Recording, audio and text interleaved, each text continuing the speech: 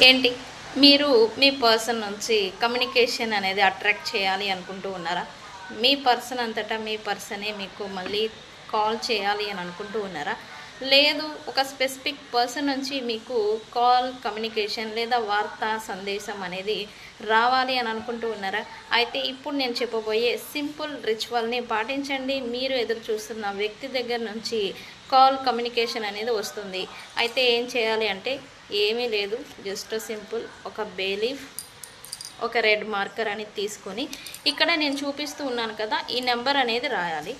ఇక్కడ స్క్రోల్ అవుతుంది కదా నెంబరు, అదేంటంటే 391194888061 ఇలాగా నంబర్ అనేది రాసి ప్లస్ గుర్తు అనేది రాసి ఎవరి దగ్గర నుంచి అయితే మీరు కాల్, కమ్యూనికేషన్ రావాలి అని అనుకుంటూ ఉన్నారో స్పెసిఫిక్ పర్సన్, ఆ పర్సన్ పేరు అనేది ఇక్కడ కింద రాయాలి. ఓకే,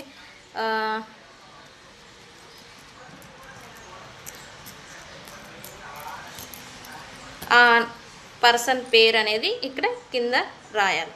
ఓకే, రాసిన తర్వాత ఏం చేయాలి, దీన్ని జస్ట్ సింపుల్ ఈ బే లీఫ్ని జస్ట్ సింపుల్ ఏదైనా క్యాండిల్ ఫ్లేమ్తో జస్ట్ కాల్ చేయండి, అంతే.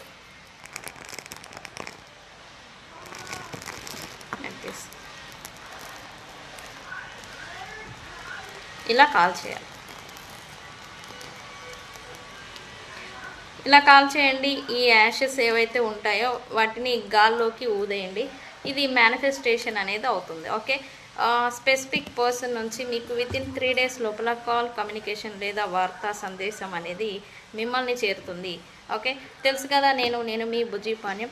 ఈ రెమెడీ ఎంతమందికి అవసరం, ఎంతమందికి ఉపయోగపడుతుంది అనేది కామెంట్ సెక్షన్లో పోస్ట్ చేయండి. అండ్ అలాగే మీ పర్సన్ గురించి మరింత వివరంగా తెలుసుకోవాలి అని అంటే మన యూట్యూబ్ ఛానల్లో లాంగ్ వీడియోస్లో వివరంగా అనేది రీడింగ్ అనేది ఇచ్చున్నాము, వాటిని చూడండి. మన ఛానల్ని, మన పేజ్ని ఫాలో చేయండి. Thank you.